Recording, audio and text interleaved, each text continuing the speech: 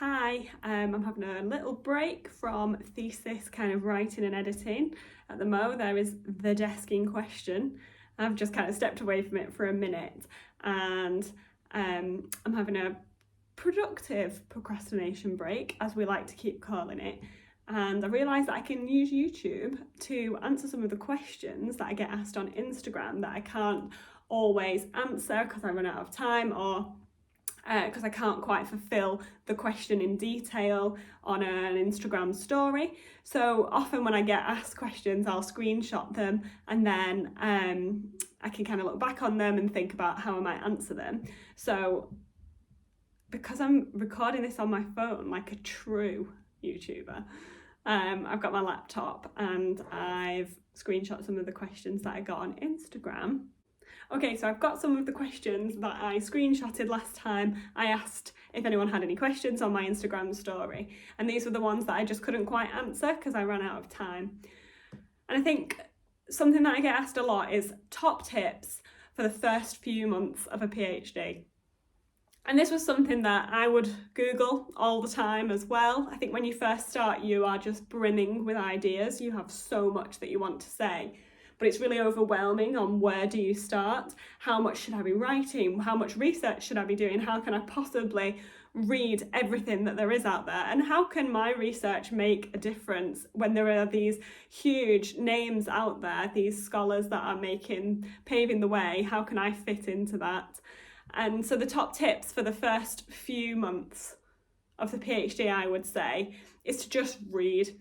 Just generally do a big overview, a literature review of all the kind of literature that there is in your field and just work your way through it systematically. Keep a spreadsheet, keep a Word document, make notes of everything that you've read.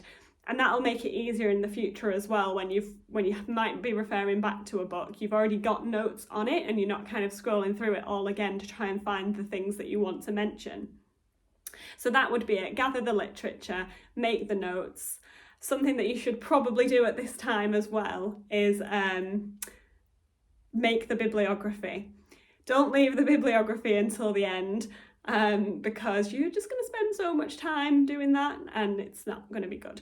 So as you're reading a book, if it's relevant, if you've got things to say about it, if there's notes that you take down from it, make sure you reference that book in the way that your university asks you to reference it and then compile a list. You can use EndNote, you can use a generator, but I did all mine by hand, I suppose, which is, I know it's silly, you could spend hours doing it, which I did, but I felt more comfortable and more kind of in charge of the process if I was doing it like word for word from the guidelines. Also say, remember really early to kind of schedule breaks. It's really easy to sit down and do loads of work and loads of research and get yourself into a hole of you're not quite sure actually where you want to take your research.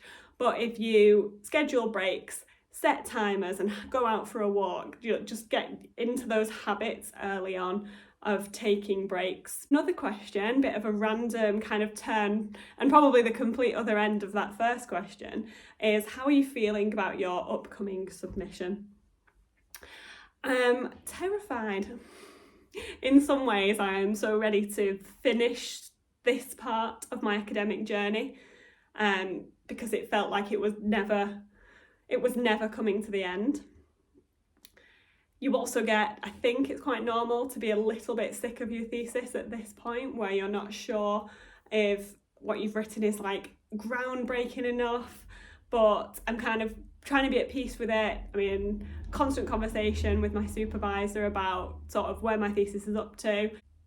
So it's very 50-50. How am I feeling about my upcoming submission?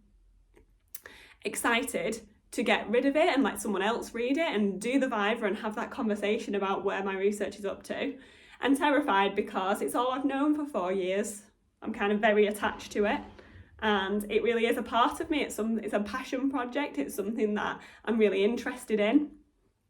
And it feels very scary to put yourself in that vulnerable position of letting it go. So it's very 50-50. This question follows on nicely from that last question, and it's if you decide not to stay in academia, what kind of job will you be looking for? So it's a real tough one. again, it's this 50-50, constantly sat on the fence. In some ways, I want to stay in academia. I want to look for a postdoc position. I want to look at what other universities might have to offer. I want to kind of stay in contact with my supervisor to see what we can come up with together. I want to stay on some of the projects we've got going on at uni already.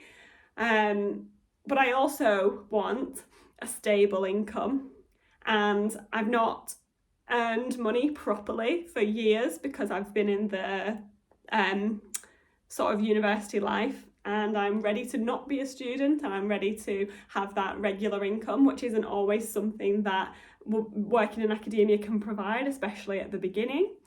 My research focuses on feminism, gender representation, the pregnant body, families, parenting, so all under that umbrella.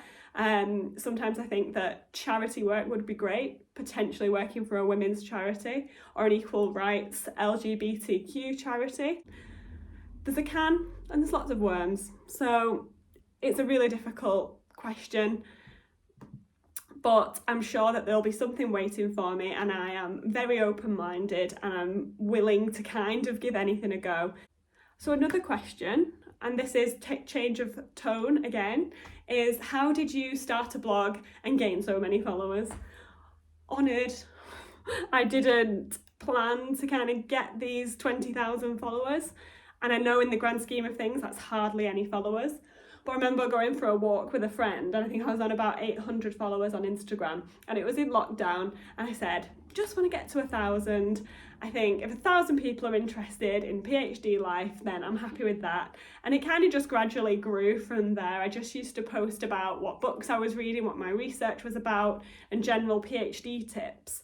And it just gained a following very slowly over the course of 3 years. So it's definitely a slow burner. If you want to start a blog or an Instagram or any of the other social medias, I think you have to accept that it doesn't come overnight. The question is, how did I start it? And I just did it. I just made an extra Instagram account, and on that account I posted just PhD things as a way of kind of documenting my journey in a diary-like format. Why not? It's like an online diary.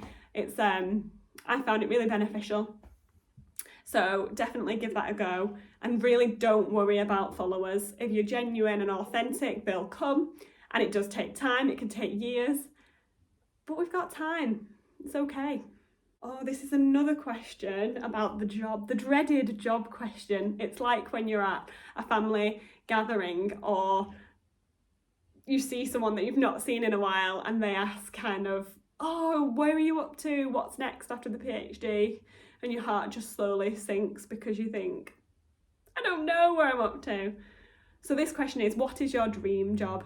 Which is actually a lovely question because it's kind of taking academia out of it, it's taking industry out of it, and it's like, if I had any choice, what would I do? And I think the answer to this is I would be a writer. To write a non-fiction book about my research. I'd like to write a fiction book based on kind of the gender norms and the feminist sort of theory I've picked up along the way, but into some sort of fictional novel. I also have this part of me that definitely really wants to write a children's book. I have little names in my head and little characters, and I have these ideas and they've been kind of brewing for years, and I know that's sort of in me somewhere. So I think that's it. My dream job would be a writer. I'll stop there because I don't want to go on too much. I've also not got loads of time because I definitely should be writing my thesis right now. This is just a small break away from it. So I've really enjoyed kind of talking to the camera. I didn't think I would do. And I got a really lovely response from people on Instagram when I told them that I'd started a YouTube. It's always really cringe and it's a bit uncomfortable to put yourself out there, because it's one thing to post a reel or an image on Instagram or a tweet or a thread, but it's another thing to kind of put yourself out there in your home with your voice and the way you move and the way you talk. It's definitely a very vulnerable position, so I'm glad that the response was really nice. So I'll leave it there, and hopefully YouTube lets me do a live soon, so I'll be able to do a study live, and I will be at my desk kind of just working my way through the thesis. So if anyone wants to join and just work on whatever they're up to that day. Hopefully there'll be a few of us and we can have like a little study group. So I'm really looking forward to that. Thank you for watching. I hope I've answered some of these questions properly, and I hope to do some more Q&As in the future.